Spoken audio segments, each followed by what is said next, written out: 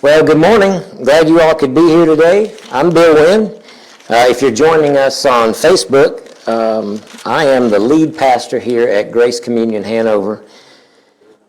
And we'd love for you to join us in person if you would like. We meet at 7300 Hanover Green Drive in Old Town Mechanicsville. And so someone asked me yesterday, what's our denominational affiliation? What do we believe? And I said, I guess we're kind of non-denominational, but we have a parent denomination called Grace Communion International. And I said, basically, we love Jesus and we like to get together and talk about that. So that's it in a nutshell. So today I wanted to ask a question. Have you ever felt like that you're in trouble? Hang on just one second. Can we pull the house mic down? Yeah, the aux channel is giving us a little bit of feedback. There we go. That's even more than that. Maybe we're getting a little ring. So if you've ever felt overwhelmed, like you're in desperate need, in big trouble, you're not by yourself.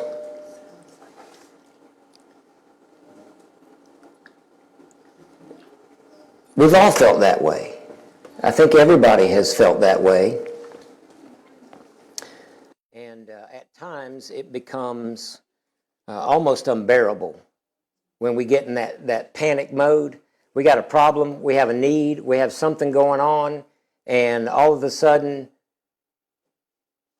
we need help and we need it now. And I don't know if you're like me, sometimes it feels like in those moments where we need help and we need it now, Jesus is too late, or he's not moving fast enough. Has anybody else ever felt that way?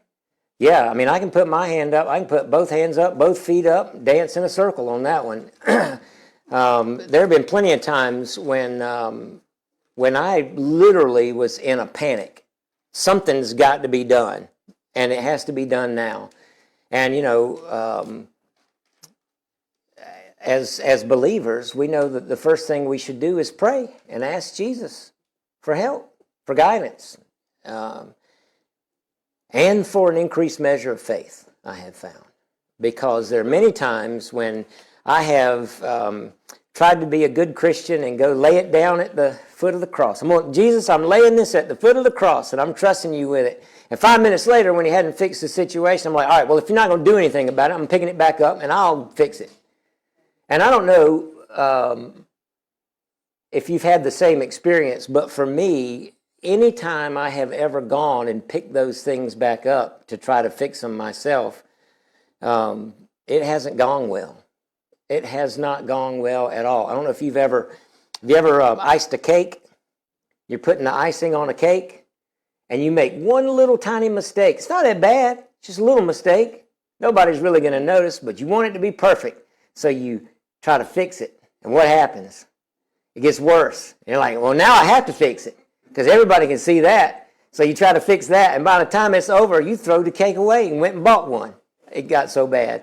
That's what happens when we pick up those things that we are supposed to turn over to Jesus. But if we pick them up, if we pick those things up and we take them away from Jesus and we say in frustration, well, I'll just fix it myself, where does Jesus go?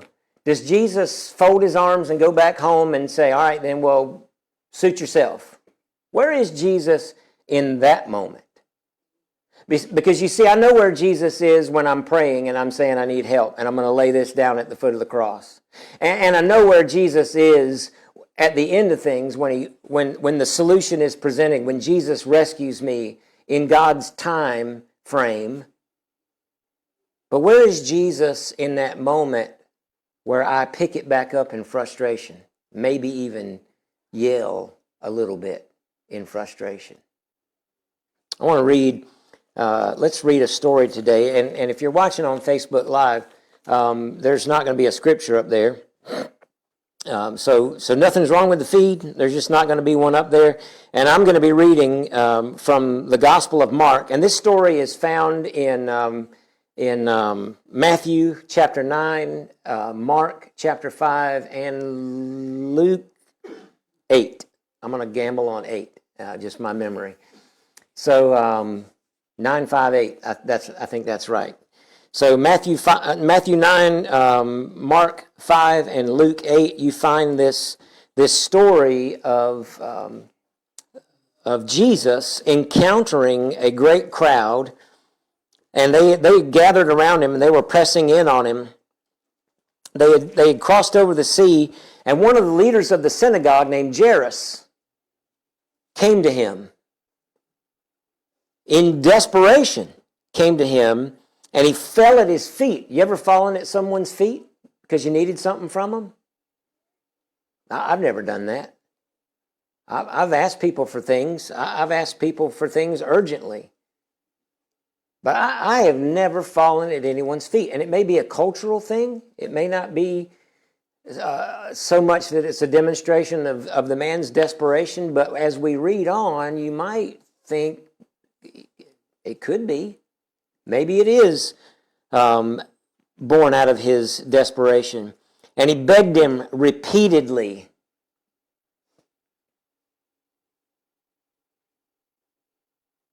He begged him repeatedly. And he said, "My little daughter is at the point of death. Come lay your hands on her so that she may be made well and live." So Jesus went with him. Okay, let's go. I mean, there's details in this account, right? He was, who was he? Well, his name was Jairus. We get that detail. You don't always get a detail. What was the name of the man at the pool of Bethesda that had been lame for 30 years and Jesus healed him and let him walk again? Don't know his name. We know this man's name. There's some other things in this account that are stunning if we look at them. Absolutely stunning. So Jairus, who is he? Well, his name is Jairus. What does he do for a living? Is he a fisherman? Is he a carpenter? Is he a stonemason? Is he a Roman soldier? No. It tells us. He's one of the leaders of the synagogue. So clearly not a follower of Jesus. Because followers of Jesus at this point were being booted out of the synagogue, let alone leadership. How are you going to be in leadership in the synagogue and you believe that Jesus is the Messiah? Because the official teaching in the synagogue is that we're still waiting for the Messiah. And this guy is a heretic and an imposter, and they'd even accused him of being a devil.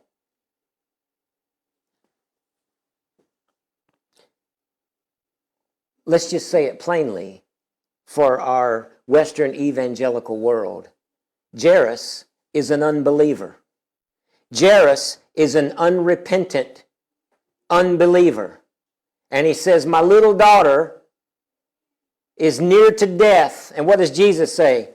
All right, well, here's the 5 points of faith. These are the 7 spiritual laws. And here's how you work the program and do the Western evangelical shuffle and get right with God so I can show up and heal your daughter. Is that what Jesus says? No, he doesn't say that.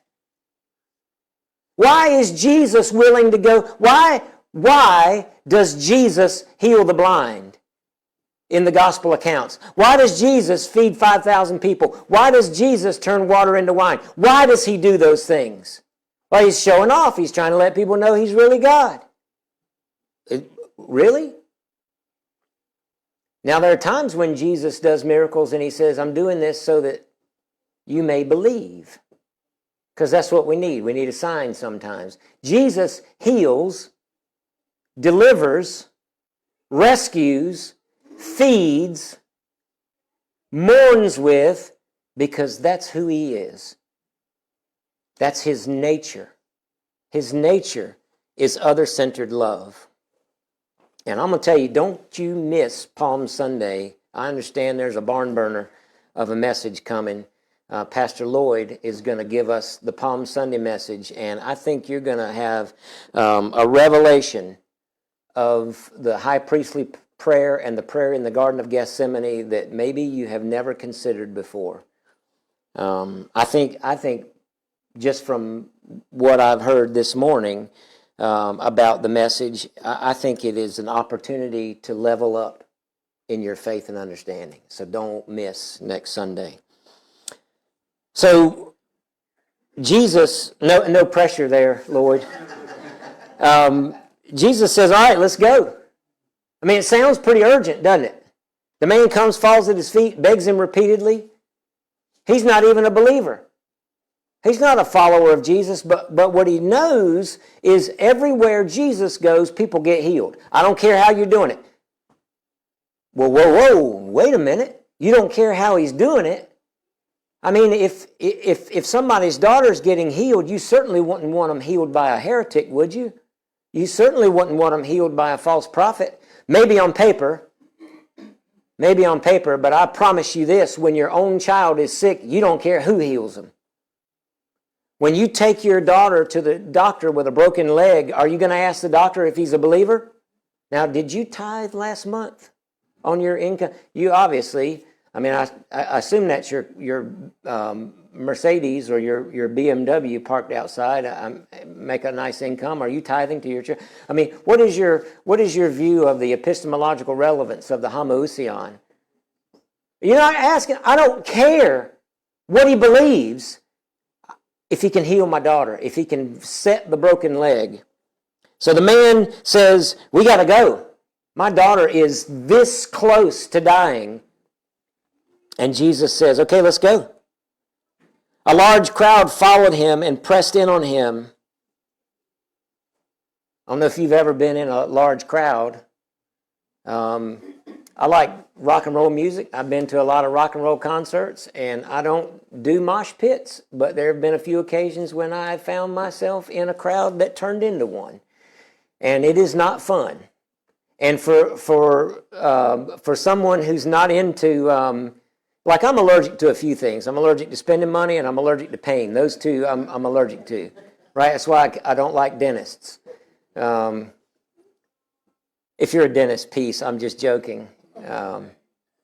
But yeah, in a big crowd like that, you don't know who's crashing into you or touching you. So this crowd is pressing in, and there was a woman there who had been suffering with hemorrhaging, with an issue of blood for 12 years, and this made her ceremonially unclean. She could not go to temple. She could not go to synagogue. She couldn't go. There were places she couldn't go. If anybody else was already go to draw water, you can't go draw water from there if there's anybody else there, because your presence makes everybody else unclean, especially if they touch you. Now they have to go do ceremonial washing, stay away from their family for a certain period of day. It was a mess. She'd lived this way for 12 years as an outcast. She had endured much under many physicians and had spent all that she had. She'd gone broke, going to doctors that couldn't fix her. And she grew worse. She had heard about Jesus and came up behind him in the crowd and touched his cloak, for she said to herself, if I but touch his clothes, I will be made well. You see, I throw it down at Jesus' feet, and I want him to get neck deep with me in the problem. I'm not saying Jesus isn't already neck deep with me in my problems, but metaphorically, sometimes I forget that all I have to do is touch the hem of his garment. And immediately she was made well, and her body was healed of her disease. And aware instantly that power had gone forth from him, Jesus turned around and around in the crowd and said, who touched my clothes? Imagine her surprise. All she did was touch it. I mean, I guarantee you I can sneak up behind you at church and touch maybe your shirt sleeve or, your collar, and you wouldn't He didn't feel the physical touch of her hand. He felt the power go out from him because he healed her. Was it an accident? Did Jesus not know who touched him? All right, so think about it. Don't read this wrong. Jesus is turning around in the crowd saying, "Who touched me?" And we think he doesn't know. He has the power to create. He's all-knowing. He's so powerful, he had the power to heal her, and not just the power to heal her, to feel the power leave through him, out of his garment and into her for the healing. So you don't think he knew? Or was he giving her an opportunity to come forward in a crowd that considered her unclean so that he could declare her clean in front of everyone? I don't see Jesus turning around in a circle with a scowl on his face. "Who touched me? Who did that?" I see a playful grin. "Who was that? Come on now, you know who you are. Who touched me?" The woman, knowing what had happened, came in fear and trembling. Isn't that our reaction? Isn't that how we so often respond to the goodness and the playfulness of God? Because we've been indoctrinated with fear and mythology. She fell down before him and told him the whole truth, and he said to her, "Daughter, your faith has made you well. Go in peace. Be healed of your disease." What does that mean? Previously, we read that she had been healed. So what does he mean, be healed of your disease? He didn't say become healed. He said be healed. Now go and be as one who is healed should be. Go to the market. Go to temple. Go to synagogue. Go wherever it is you want to go because you are clean. See, Jesus didn't just give her a remedy for a physical disease. Jesus gave her her life back. While he was still speaking, some people came from the leader's house. This is Jairus. Remember Jairus? Think about, remember the Bible study technique, Lectio Divina? Where you read a passage and you meditate on it as one of the people in the story. And then you read it again and you meditate on the passage as another person in the story. So if we did Lectio Divina here, put yourself in Jairus' shoes. He ran, found Jesus, pushed his way through a crowd, fell down at his feet, begged him repeatedly, "My daughter is dying, but if you heal her," he put his career on the line. He's risked it all for his daughter. And then Jesus lollygags. That's what my dad would say. He called it lollygagging. Don't lollygag. And Jesus is lollygagging with this lady. She's been suffering for 12 years. What's one more day? Come on, let's heal my daughter. You can heal her later. But Jesus is working it out. He is working it out.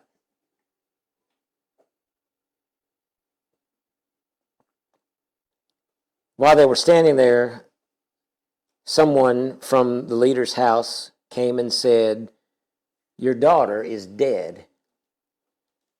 Don't trouble the teacher any further." But overhearing what they said, Jesus said to the leader of the synagogue, Mark 5:36.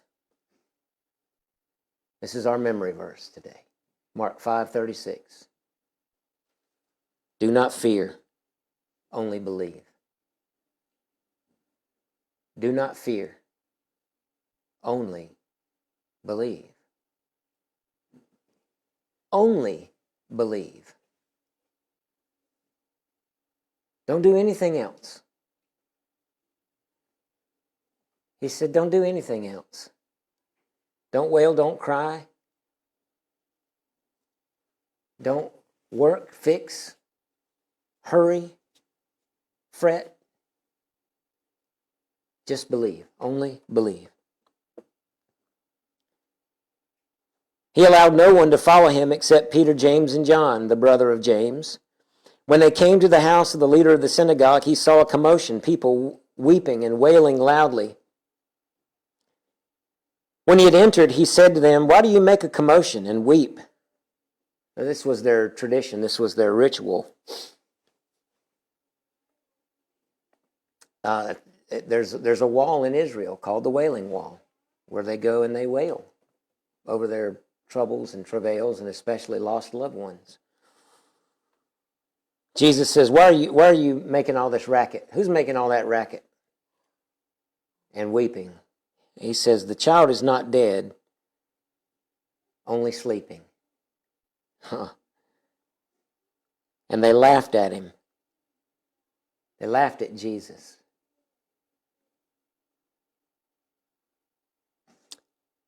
So he kicked him out. All of y'all out. Get out. I'm doing something. And you're a distraction.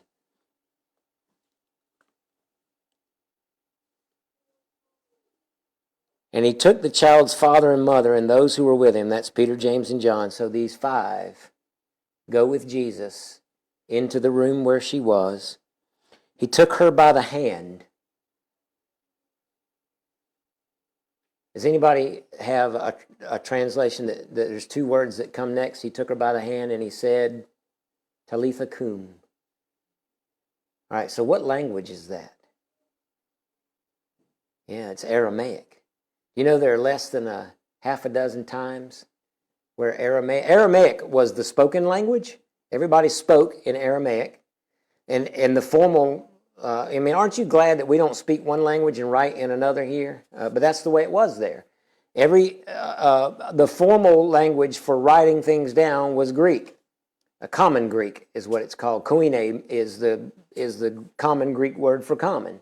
So in common Greek, they would write things down, but occasionally, the gospel writers include an Aramaic phrase, and there are very few. So if there are very few times when the New Testament writers record the Aramaic, the spoken language, wouldn't you guess that there's some significance in that?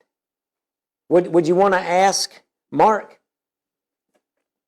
Hey, Mark, why did Peter ask you to make sure you put, because he was there, right? Mark, the Gospel of Mark, that's Peter's gospel, written by his interpreter, John Mark, most likely.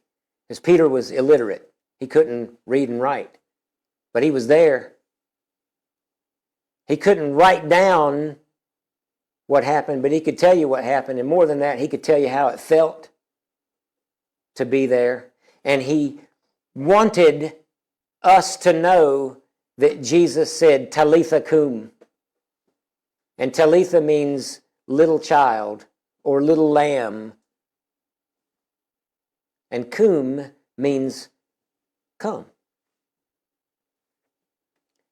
And it's an imperative.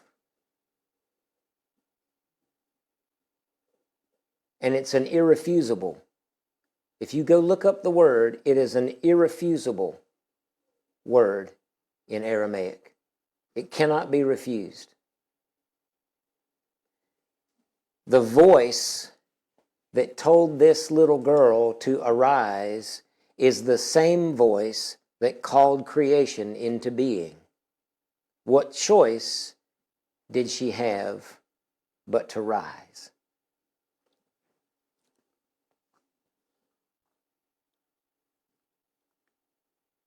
And immediately the girl got up and began to walk about. She was 12 years of age. Peter wants you to know that she was a 12-year-old little girl. Got her whole life in front of her. So where was Jesus in the in-between? Jesus is walking through a crowd and a panicked father approaches him, falls down at his feet, and begs for his daughter's life. And then Jesus shows up at the house and brings the little girl from a death that by all accounts would have been permanent had Jesus not intervened. But where is he in the in-between? Had he forgotten about Jairus? Had he forgotten about the little girl? Or is it more likely that Jesus already knew that by the time Jairus had gotten to him, his daughter was already dead? Because you see, Jairus likely didn't hop in his Toyota RAV4 and drive down the street and pick Jesus up. Let me scoop you up, hop in, don't forget your seatbelt, and away we go, 55 miles an hour to go rescue my daughter. How far was it to walk to his house? Well, we don't know. I guarantee you, if you just wanted to walk to Ashland from here, it'd take you a couple of hours. I mean, if you just wanted to walk across, let's just say you wanted to walk to Anna's and get a pizza. I bet it'd take you 45 minutes from here. In a car, it'd take you like 3-4 minutes to get there. Where was Jesus in between? He was right there. He was right there. When Jairus thought he didn't care, when Jairus thought he had given up, when Jairus thought he had forgotten all about his daughter, when the man came and said, never mind, don't worry about it, she's dead. Where was Jesus? Well, Jesus hadn't gone anywhere. And his plan hadn't changed.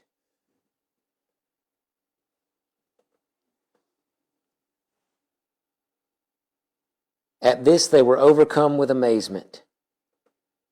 Well, I guess so. That's one of those things that Mark probably could have left out. We can fill in the gaps on that one, can't we? Pretty sure Mom and Dad were overcome with amazement and praise and thank yous and tears. But then Jesus strictly ordered them that no one should know this and told them to give her something to eat. Why would Jesus say, and give her something to eat? That's because that's just who Jesus is. He created you with an appetite. He created your body to function by the intake of calories and liquids, hydration. So she'd been dead for a while. And Jesus wanted to make sure she had something to eat.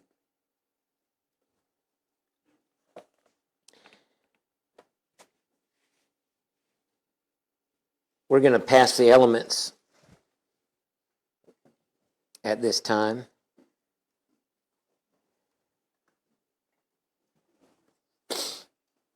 If you have bread and wine at home, and we're a lopsided group today. Everybody's on one side of the room, kind of shoulder to shoulder and hip to hip. If you're watching on Facebook, it's because the camera's in the middle of the room and nobody wants to walk past it when they go out to the restroom. If they do, that's what I've been told anyway. But one day the room's going to flip over because we're all on one side.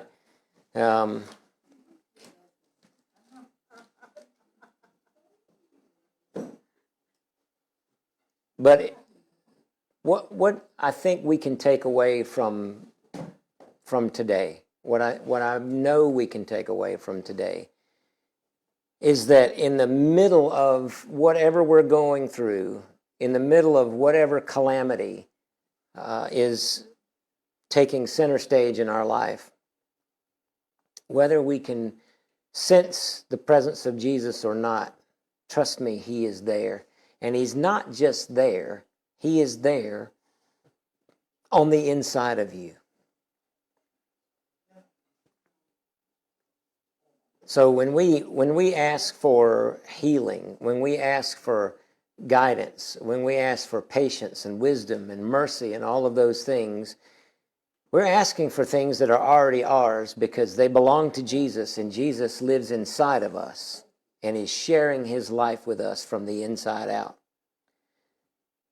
So when you ask for those things, ask for a revelation of those things that you already have and an activation, maybe, of those things. So this all is made possible through the atoning body and blood of Jesus Christ on the cross of Calvary. He didn't go to the cross to impress anyone. He didn't go to the cross to prove he was right. He went to the cross because that's who he is, because he loves you. So we celebrate you, Jesus, in this, the bread of your body,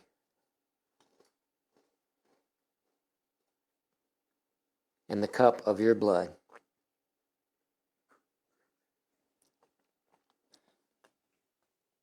In the name of the Father, Son, and Holy Spirit, amen.